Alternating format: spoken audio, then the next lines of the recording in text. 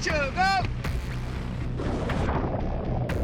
Into the unknown, Army divers face all kinds of dangers beneath the surface. It's inherently dangerous. You're generally working in nil visibility in fast water. As humans, we're not supposed to be under the water. We're supposed to be on the surface, breathing air.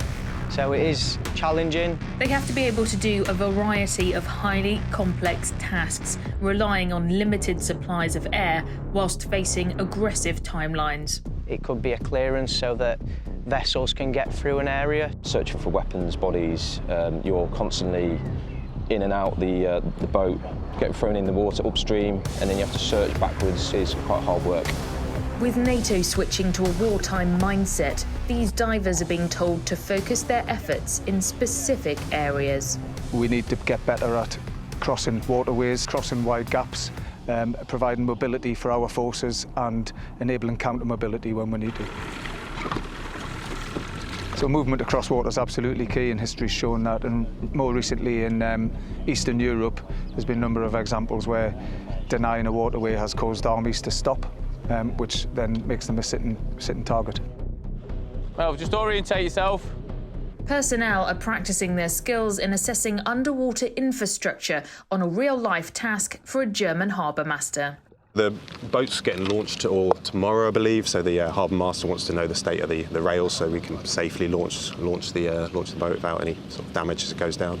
None of the divers, I believe, would have worked on underwater rail infrastructure before, so it's completely new and it absolutely ties into what we need to achieve. So this is port enablement.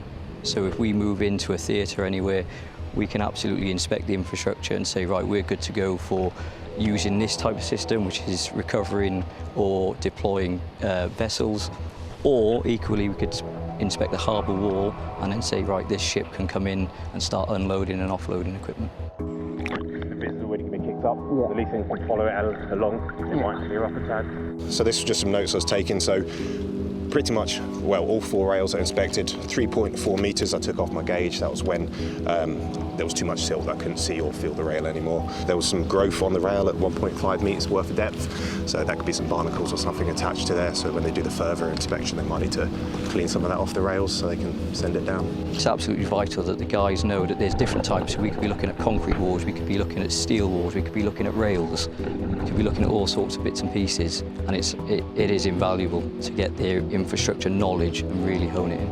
And is that not something that you've done as much of in the past? No, not really. We have touched on it a little bit, but like I said, we're driving it now because we need to get on top of it and we need to become good. Any questions? We're all experienced. Anything you think I've missed out that you need clarification on?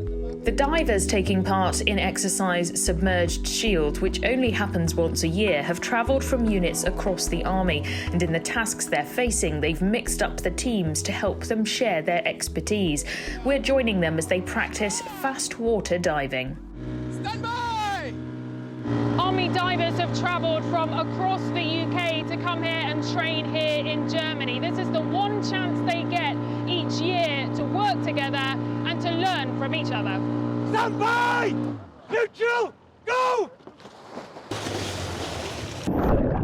This is important because it's bread and butter of a Royal Engineers diver. This is what we do every day as divers. And if we don't have this capability on the bigger picture, we won't be able to support the Corps in general when it comes on to river crossing, amphibious capability, demolitions. And this is their view. It's not for the faint-hearted, especially when using devices like this ultra-thermic cutting tool, an electric rod that can cut through steel, concrete, or anything else in the way. It operates at 3,200 degrees. 4 or 5 of these rods would cut through an entire target, maybe 300 mil thick or something like that. If there was a car in a river and the boats couldn't get through, we could cut and melt through parts of the vehicle so we can use a parachute lift bag and move it away and get it away so the boat or troops have safe passage through. It's an exciting piece of equipment because it's essentially the cool part of diving, if you like, but it is very dangerous, so we do have our safety precautions we go by. Depending on the task, they have a range of tools at their disposal. So we have hydraulic tools, which has a range of tools on there, ranging from chainsaws to chipping hammers for concrete. We're trialling underwater glue at the moment to be able to patch holes in barges or things that have been sunk so we can float them back to the surface.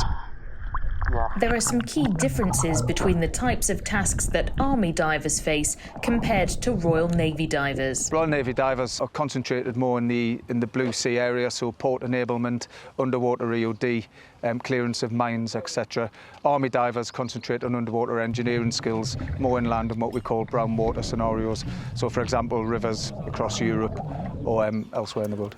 Casualty drill. Okay, so what will happen is Because of the dangers of diving, there are always strict rules on how to respond to a medical emergency. The Army doesn't have diving doctors, so the Royal Navy supplies them. This is a chance to practice how to respond if the worst happens. Need to read my name badge, would you be able to? Could you just tell me what that one says at the top, the name? Sorry, it's a bit bright. Royal Navy. Perfect. Okay, and how's your hearing? Because you're listening to me. Does it sound different at all? No. Okay, fine. Just follow my finger with your eyes. So AGEs or arterial gas embolism, so bubbles where they're not meant to be bubbles in the brain is a concern. It can happen as low as 1 metre underwater when you're breathing compressed gas. So things like that are our main concern. You can have sort of burst lungs, you could get air all up in your neck in places it's not meant to be. The bends is the one everyone thinks about, but it's less of a risk today, thankfully.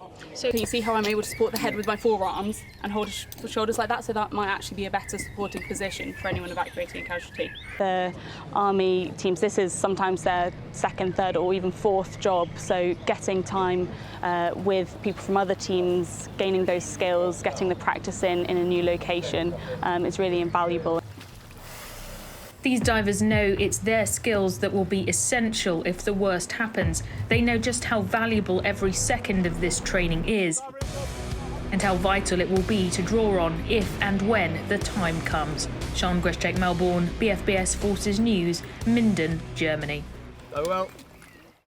Thanks for watching. For more from BFBS Forces News, like and subscribe to our channel.